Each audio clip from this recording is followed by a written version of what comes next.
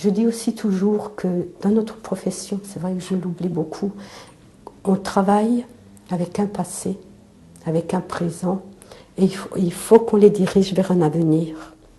Et Dieu seul sait que le poids de ce passé est très très très lourd. Parce que c'est souvent souvent c'est des personnes qui étaient placées, c'est des personnes qui étaient abandonnées, c'est des personnes qui n'ont pas eu d'éducation entre guillemets, c'est-à-dire qu'on leur a pas appris les principes de base de ce qui est la vie, quoi, etc. Et donc c'est pas facile hein, aussi à faire bouger tout ça, à faire avancer tout ça. C'est je crois un côté des plus difficiles aussi, hein, de se passer. Et nous, en étant présents à 4 heures, 8 heures par semaine, souvent la maman, enfin moi je dis la maman parce que c'est la personne avec laquelle nous sommes le plus en relation, nous confie des choses de leur passé intime qu'elles ne vont pas dire à d'autres personnes. Parce qu'on a réussi à établir ce climat de confiance. Et bon, après, on les oriente, quand c'est vraiment quelque chose de très très dur, on les oriente vers des professionnels, hein, parce que nous, on n'est pas formés pour les accompagner pour cela, quoi. Mais c'est vrai que ça aussi, c'est quelque chose de pas évident. De notre côté, on se dit, on est arrivé à créer quelque chose, c'est super, quoi. Je conseillerais ce métier, parce que, bon, ça fait 30 ans que j'y suis.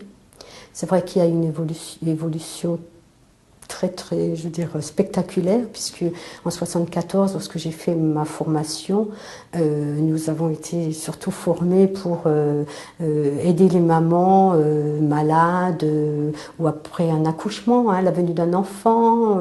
On travaillait 5 jours sur 5 dans la famille, on pouvait intervenir 3 mois de suite, et c'était tout à fait différent. On était la personne qui était là, qui permettait à la maman de souffler, et puis quand on arrêtait, bon, ça allait mieux.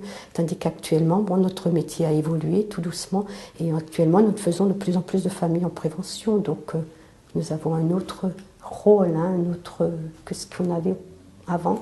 Et c'est vrai que c'est un métier, j'y suis depuis 30 ans, et ben, je suis encore toujours passionnée, je suis passionnée, mon métier me plaît énormément, mais je pense que bon, c'est que ça peut quand même être difficile pour des jeunes professionnels, enfin, qui ont la vie devant eux, donc qui doivent créer un avenir. Et quand je pense qu'il y a des jeunes de 22 ans comme ça qui se retrouvent dans des situations très difficiles, c'est pas évident. En l'ayant vécu hein, par des stagiaires qui viennent chez nous et tout, c'est vrai, c'est leur renvoyer quand même une image de... Alors qu'elles sont en train de créer quelque chose, elles sont en train de créer une famille ou un couple ou quelque chose, et puis on leur renvoie une image très, très difficile. Hein, c'est pas... Oui, moi je crois que oui, je le conseillerais, c'est quelque chose... D'ailleurs, c'est très typique, hein, bon, peut-être, mais c'est soit il y a des tout jeunes dans la profession et elles partent très vite, soit il y a des anciennes. Dans notre association, on est 20 TISF. Sur les 20 TISF, on va être 12 à partir à la retraite dans 5 ans. On a aussi eu la chance actuellement, depuis 2002, d'avoir aussi une revalorisation de notre salaire, hein, parce qu'avant, on n'était pas très très bien payé, on restait, parce que c'était notre métier, parce qu'on était passionnés.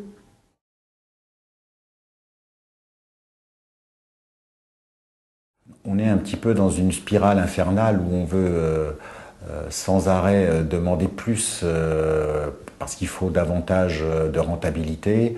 Le client, il est, comment dirais-je, il est aussi un petit peu volatile, hein, donc il faut, il faut être sur lui en permanence. La banque est devenue vraiment métier commercial comme les autres, hein, où il faut vendre. Le métier, au départ, était...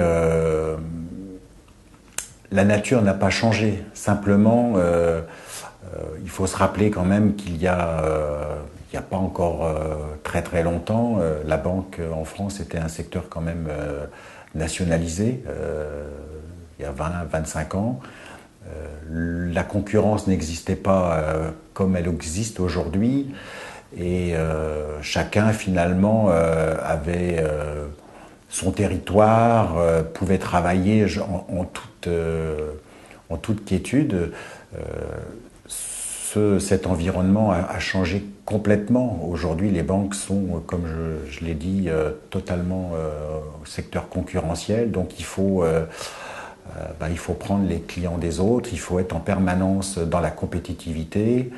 Et naturellement, les résultats ils doivent suivre. Donc les objectifs sont plus importants chaque année. Et puis les résultats, quand ils ne suivent pas, parfois ils suivent.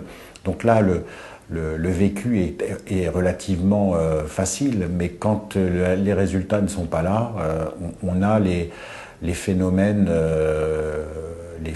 classiques de stress, ce qu'on appelle les risques psychosociaux, parce que effectivement, ça se traduit par des arrêts maladie, par des choses, par les tensions entre collègues qui ont du mal évidemment à vivre les changements. Alors c'est particulièrement vrai en cas de restructuration, de nouvelle organisation, parce que là on se retrouve un petit peu en concurrence parfois avec ses collègues, et automatiquement comment dirais-je, l'ambiance d'équipe se dégrade et c'est mal vécu.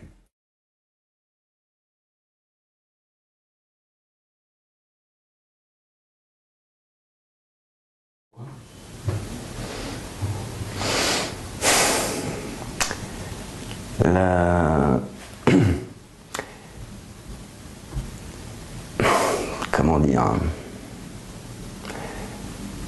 les sociétés d'accueil, je leur reprocherais une chose, c'est justement pendant plusieurs années d'avoir pu, de par leur développement immense, faire un petit peu ce qu'elles voulaient. Et elles ont mis en place des choses qui sont en dehors des textes législatifs. Je n'ai jamais vu autant de problèmes dans ma vie sur une feuille de salaire que dans les métiers de l'accueil. Pourquoi? Parce que justement, en fait, dans le métier de l'accueil, les personnes ont une responsable de site, qui est une assistante. L'assistante note, relève les plannings mensuels que les gens leur envoient mensuellement, fait une pré-paye, qui est envoyée ensuite à la paye, qui revient ensuite à l'assistante, que l'ARS doit revoir. Mais à chaque fois, il y a des problèmes. Soit on oublie la prime de ponctualité et d'assiduité, soit on oublie les heures supplémentaires, soit on oublie la carte orange, soit on oublie les tickets restaurants. Les gens, les assistantes et les responsables de site, comme on les appelle, les RS, ne sont pas forcément formés pour ça. Ils sont formés pour gérer le personnel, mais pas pour faire les feuilles de paye. La paye reçoivent 3000 payes et ne font que retranscrire ce que les assistantes ou responsables de site leur ont dit, et il y a énormément de problèmes. Et la chose, c'est que les gens, justement, de par le fait qu'ils soient étudiants, qu'ils soient jeunes, bien souvent, fait qu'ils ignorent leurs droits et ignorent lire une feuille de paye. Et ça, il n'y a rien de tel qui m'agace plus que ça, c'est de voir à quel point les patrons puissent profiter de la situation, sans pour autant régulariser ultérieurement, quand même éventuellement les délégués du personnel, le comité d'entreprise, les délégués syndicaux leur signalent les situations irrégulières sur lesquelles ils s'étaient mis auparavant. Il n'y a pas de petites économies. J'ai une souffrance intérieure par rapport à ce qui se passe et les contenus, parce que en tant que délégué du personnel, délégué syndical, je me dois de contenir tout ça. On a énormément de mal auprès de nos patrons pour faire avancer les choses.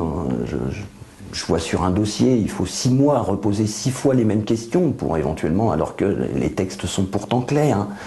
Mais donc oui, c'est frustrant parce qu'on se bat pour ces salariés qui, franchement, ont des salaires de smicards, puisqu'ils sont smicards, mais comment dire, et le fait de les prendre en plus pour des imbéciles, et par là même nous-mêmes, c'est frustrant, c'est très frustrant.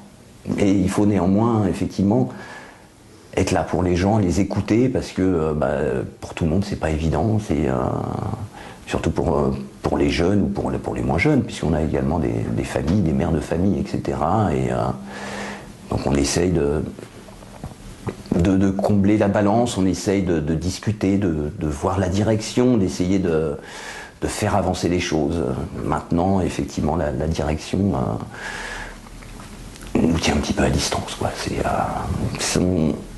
Ils ne nous croient pas assez solidaires, ils ne nous croient pas assez forts, ils ne nous croient pas assez, comment dire, vindicatifs, et surtout, eux se sentent très forts par rapport au pouvoir qu'ils exercent par le biais de l'argent, par le biais de leurs avocats.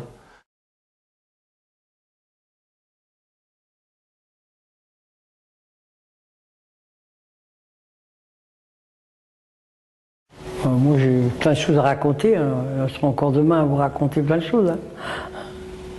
Après, ça va être plus dur pour vous.